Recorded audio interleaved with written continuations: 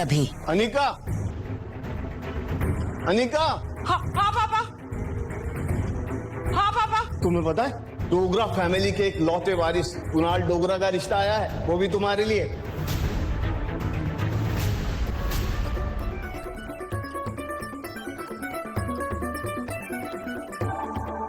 शादी के फेरे अभी खत्म ही हुए थे कि मुझे चक्कर आने लगे और मैं बेहोश होकर गिर पड़ी। अनिका,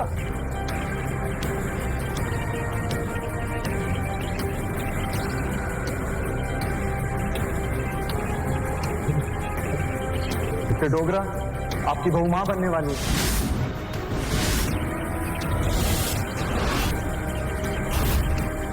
ये नहीं हो सकता। डॉक्टर आपको कुछ गलत फहमी हो गई है। मैं मेरे एक्सपीरियंस से बोल सकता हूँ कि तुम प्रेग्नेंट हो, वो भी 4 महीने की।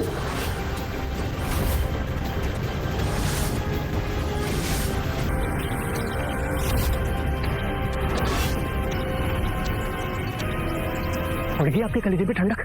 हाँ, ये लड़की हमारे बिजनेस को बढ़ाएगी, किसी और के पाप को पेट में पालकर। कुणाल प्लीज। क्या प्लीज दादाजी? जाओ बहू को अंदर लेके जाओ। बहू? कुणाल को लगा जैसे उसके दादाजी पागल हो गए हैं। इतना सब कुछ हो जाने के बाद भी वो मुझको अपनी बहू बता रहे थे। मैं भी समझ नहीं पाई कि आखिर उसके दादाजी ने मेरे अंदर ऐसा क्या देख लिया था जो डोगरा खानदान की बहू बनाने के लिए इतने उतावले हो रहे थे। 1 मिनट। मैं अपनी किस्मत पे रोते हुए चलने लगी, पर मेरे पापा, सौतेली माँ या बहन कामिनी, किसी ने भी मेरा हाथ नहीं थामा। उनको तो ये सब देखकर मजा आ रहा था। पर जब 5 महीने बाद मैंने अपने बच्चों को जन्म दिया तो उन्हें देखकर जैसे मेरी सारी मुश्किलें हल हो गई। हाँ, मैंने जुड़वा बच्चों को जन्म दिया था और उन दोनों को देखकर लगा जैसे मेरी दुनिया पूरी हो गई। पर मेरी ये खुशी सिर्फ 2 घंटे टिकी। आपके बेटे को नकाबपोश उठा के ले गया। मेरे साथ ऐसा नहीं हो सकता। मुझे मेरा बेटा ला के दो प्लीज प्लीज प्लीज प्लीज। मुझे लगा जैसे मैं बिल्डिंग से कूदकर जान दे दूं, पर तभी नर्स मेरी बेटी को लेकर आई और मेरे आंसू आग में बदल गए। मैंने उसको दुनिया मानकर नए सिरे से जिंदगी शुरू की। पर इसी दौरान मेरे साथ एक और अच्छी घटना हुई। मेरा वजन फिर से घटने लगा और मेरी खूबसूरती वापस आ गई, जैसे किसी ऋषि ने अप्सरा को अपने श्राप से मुक्त किया हो।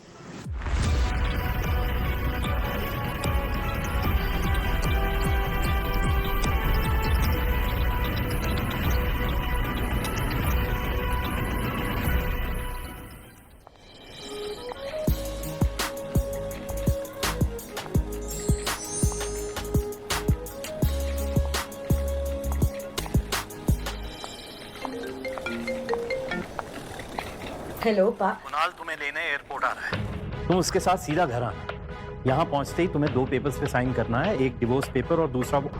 इतना कहकर गौतम अटक गया और फिर कुछ सोचकर उसने आगे कहा, खैर तुम घर आओ, यहाँ पहुँचते ही मैं तुम्हें सब समझाता हूँ।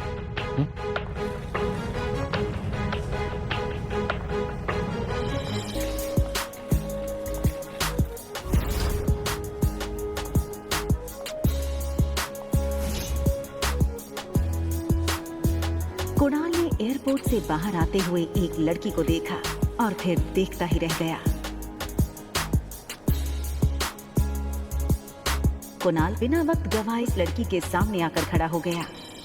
अनिका एक पल के लिए सहम गई और उसे लगा कि पहले की तरह कहीं कुणाल उसकी फिर से इंसल्ट न कर दे, और इसीलिए अनिका सीधे कुणाल को थप्पड़ जड़ देना चाहती थी, मगर वो अपनी बेटी रिया के सामने कोई तमाशा नहीं करना चाहती थी। Hi miss gorgeous. अब लगता है मनाली में आप पहली बार आई, क्योंकि अगर आप पहले आई होती तो ये पॉसिबल नहीं कि आप मेरी नजर से अननोटिस होती। टैक्सी। टैक्सी की क्या जरूरत है? आप कहिए, जहां कहिए वहां मैं आपको ड्रॉप कर सकता हूँ अपनी कार से। इफ यू अरे ये छोटी सी गुड़िया को, हाँ लगता है ये आपकी छोटी बहन है।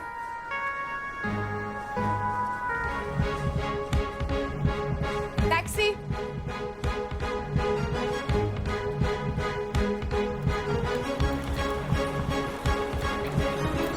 टैक्सी वहां से निकलने ही वाली थी कि तभी कुणाल ने टैक्सी रोकी। आप अपना नाम तो बता दीजिए। ये सुनकर अनिका ने बिना किसी भी हाव भाव से धीरे से कहा, अनिका गुलेरिया।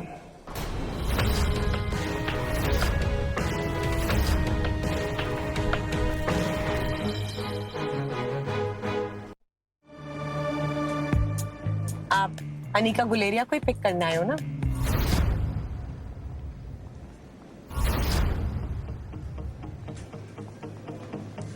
अरे वो उसको मैं टैक्सी में भेज दूंगा। एक काम करिए, आप दोनों मेरे साथ मेरी कार में चलिए, मैं ड्रॉप कर दूंगा आप लोग।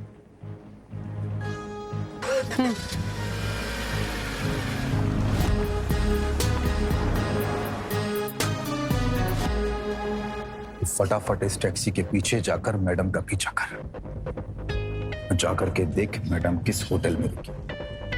ध्यान रहे, हाँ? कोई भी तुझ पे शक ना करे। चल भाग, फटाफट भाग।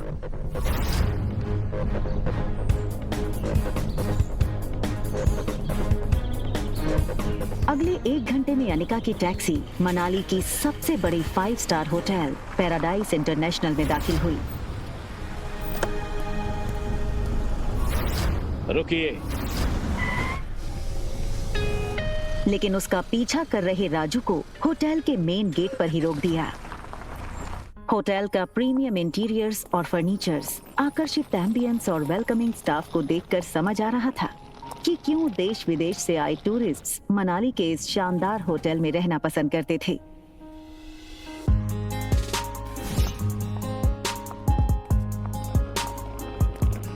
इस फ्लोर पे 2 ही रूम्स हैं। जी मैम, इस टॉप फ्लोर पे सिर्फ 2 ही लग्जरी अपार्टमेंट्स हैं। एक आपका और दूसरा हमारे होटल के मालिक रोहित मारवा सर का है। प्रेसिडेंशियल स्वीट एक काफी लग्जूरियस अपार्टमेंट था। ये प्रेसिडेंशियल स्वीट हर कोई अफोर्ड नहीं कर सकता था, मगर world famous neurosurgeon doctor Amrita उर्फ अनिका को इससे क्या फर्क पड़ने वाला था। तुम चेंज करो, मैं आ रही।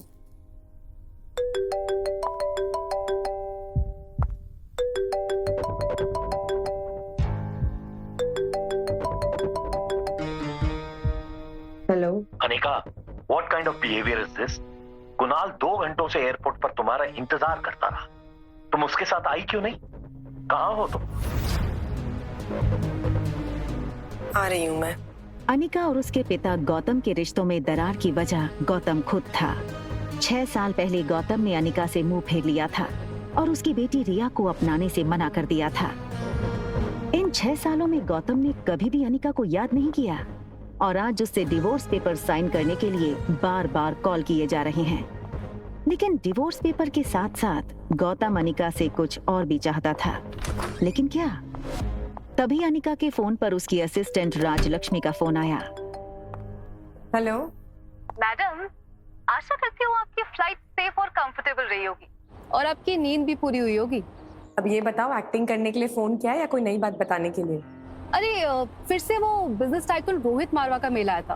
वो अपनी दादी माँ का इलाज देश की सबसे बड़े न्यूरोसर्जन डॉक्टर अमृता यानी आपसे करवाना चाहता है। इस वक्त वो मनाली में ही है, आप भी मनाली में हैं, तो मैंने सोचा क्या मैं अपॉइंटमेंट फिक्स कर दूं? नहीं नहीं, बिल्कुल नहीं। ये बड़े लोग अपने बड़े बुजुर्गों की चिंता का सिर्फ ढोंग करते हैं। इनका असली मकसद ना कुछ और ही होता है। बड़े बुजुर्गों की प्रॉपर्टी, उनका बिजनेस और पता नहीं क्या क्या। हमें इनसे दूरी रहना चाहिए। Okay, as you wish. वैसे एक बात बता दूं, मैंने सुना है कि रोहित मारवा की पर्सनालिटी काफी डैशिंग है। टॉल, डार्क, हैंडसम और इतनी कम उम्र में इतना बड़ा बिजनेस टाइकून। और अगर लाइफ में थोड़ा रोमांस आ ही जाता है तो इसमें क्या नुकसान है? रोहित का फोटो भेजो। अगर ऐसा ही है तो एक काम करो, तुम ही उसे डॉक्टर अमृता बनकर मिल लो। कि डॉक्टर अमृता के चेहरे को यहाँ कोई नहीं जानता। यहाँ मैं सिर्फ अनिका गुलेरिया हूँ। ठीक है, रोहित की फोटो भेजूंगी, एक बार देख लेना। अनिका हंसते हुए फोन काट देती है, लेकिन इसके पहले कि अनिका लिफ्ट के अंदर जा पाती, तभी अनिका को लगा जैसे मानो उसके पीछे कोई खड़ा हो। अनिका ने जैसे ही पीछे मुड़कर देखा तो वो हैरान हो गई। पीछे रिया खड़ी थी। उसका चेहरा कुछ उखड़ा हुआ था और वो बस अनिका को एकटक देखे जा रही थी। अनिका को लगा कि रिया नींद से अचानक उठकर उसने अनिका को पास नहीं देखा होगा, इसलिए ऐसे खड़ी हो गई होगी। मम्मा जल्दी वापस आ जाएगी और आते हुए ना आपकी फेवरेट चॉकलेट आइसक्रीम ले आएगी, ठीक है? आप जाओ कमरे में और आराम करो या अपनी फेवरेट वीडियो गेम खेल लो, ठीक है?